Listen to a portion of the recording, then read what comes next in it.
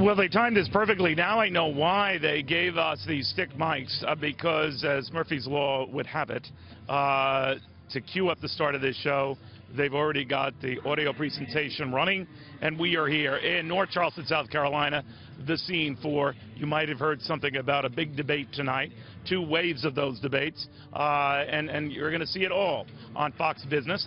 The bottom line is, for all the candidates hustling around and getting a sort of a lay of the land earlier today, Priebus was telling me, the RNC chief who joins you now, that they've all had a chance to sort of, scope things out, understand where they're going to be, their positions, and they seem like they're pretty comfortable with everything. How are you? I'm doing great. It's a big night for the party, and it's a tough decision for the party. These are varsity candidates. It's not easy, so they're excited about today. And yeah, they've been through the walkthrough, they're checking out the backstage, the podium, the sound, getting comfortable with their surroundings. And by the way, on the sound, I think I can say that they've got it just right. It's fairly loud. Nice and loud. Right. It's going to be great. All right. I was joking with you, as it was Sean yesterday, who's your top lieutenant, about juggling this and candidates and egos. Of course, Rand Paul won't be showing up for a debate today. He wanted to be in the main debate. How do you juggle that, deal with that? I mean, you want to be fair with everyone, sure, and then you deal with the dust up back and forth with candidates who feel they were slighted, or Donald Trump, and the dust up with Nikki Haley. What do you do when all that happens? Well, I mean, first of all, you try to stay out of calling balls and strikes as much as you can. And you try to remind people of Reagan's 11th commandment, and you try to remind people of what they've long since disavowed that. I don't know. You know what? I think there's been some jabs and there's been some pushes and shoves, but if you look back at American history, it's really not that big of a deal. I mean, you look at the success of winning in a general has very little to do with the size or scope of the, I better quit talking, right, of the field. field. The game show. No, the correct answer is. Go back to 1992. Right. Huge Democrat primary, a lot of fighting, beating an incumbent, fairly, popular president. Look at 2008. Hillary and Barack Obama nearly gouged each other's eyes out, went all the way to June, sued each other over delegates, and they killed us. So I think people overanalyze this stuff. You must be surprised that there are still so many in this race.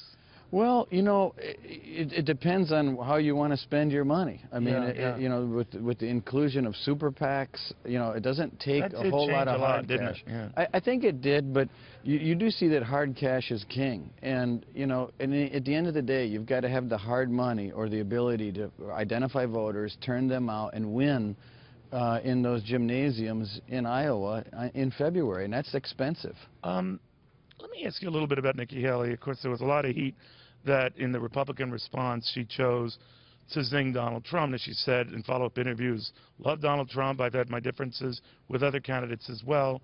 But a lot of people quickly read into that. Maybe she was going through RNC talking points. Maybe she was told to say what she said about the language and the kind of conduct that she was intimating made Donald Trump and his remarks so bad. Well, she was just praising Donald Trump yesterday. In fact, he's helped her out on her campaign. But not at the time of her response. So, but, look, I looked at that, and I looked at it as a difference of opinion. And, when part you say of you looked at it, did you look at it when I watched it? No, okay. I did not. So there was no Politburo kind of stuff going on? No. I mean, what the National Party is here to make sure that the infrastructure, the ground game, the voter registration, all of that, a lot of boring stuff is done really, really well. And whoever you're for watching this right now, I think we can all agree that we need to have a competent national party that has its act together when it comes to the mechanics of winning an election. That is our job.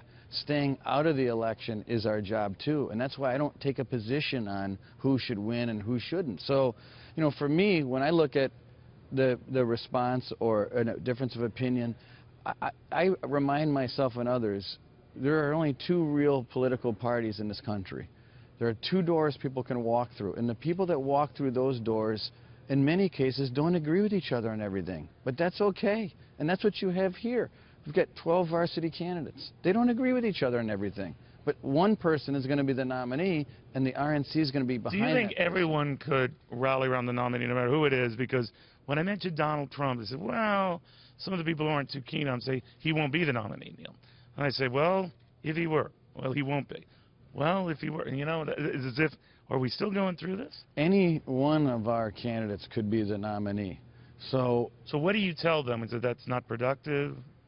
Well, look, you know, what I say is if you're going to be the spokesperson, the nominee, and the individual that represents our party, which is a private organization, you darn very well better agree that you're going to support whoever that nominee is. If not, then you shouldn't be the nominee of our party. See the possibility, I know you've got so many things to do, we appreciate you taking the time, that we're going to get to Cleveland with the convention, and there won't be a nominee. Whoever it is, there might be someone leading, but a long way from the delegates necessary. So you got to have a broker convention, multiple ballot thing, problem. Well, first of all, there's no brokered conventions. I mean, there's no brokers, there's no people that represent other delegates. So well, by the that only I mean, chance to be like an open convention or a contested convention, I think the chances are very, very, very unlikely based on the rules as they're written. I don't know. I've done the math on this because, you know, I'm a nerd. Well, I helped write the rules. Okay, so well, I know the rules pretty well. I have a calculator. And one of the things I've noticed, kidding aside, is that with this many candidates in the race, so many apportioned delegate rewards in a lot of states, not all, that it would be very tough, actually, for some person to have all the delegates going into Cleveland. Well, actually, even in a proportional state, right. It's not like if you have 12 people running and you get 5% and I get 10%, that we're splitting 5 and 10% of the delegates. In most of those states, if you don't get 10 or 15 or 20% of the vote, and even a proportion that you get you're nothing. not getting it. Right. Okay. So, all right. So if you got 50% of the vote in a proportional state, you get them all. And so, in a lot of states. So the rules are set up. You don't see that happening. You see the first ballot, someone will be nominated. I don't. And if the unlikely chance that we do go to a contested convention, we'll be ready to take a vote on the floor. By the way, we should stress, and you're a great student of history, contested conventions are fine. Abraham Lincoln did okay in one, right? And we are having a convention in July as opposed to Labor Day too. Sure. So and we don't even start talking about Millard Fillmore. Right? Again, but it's unlikely. Okay. All right. Put you down. These clips can kill you, so I just have to keep saying that. All right. Save this clip of this interview. Okay.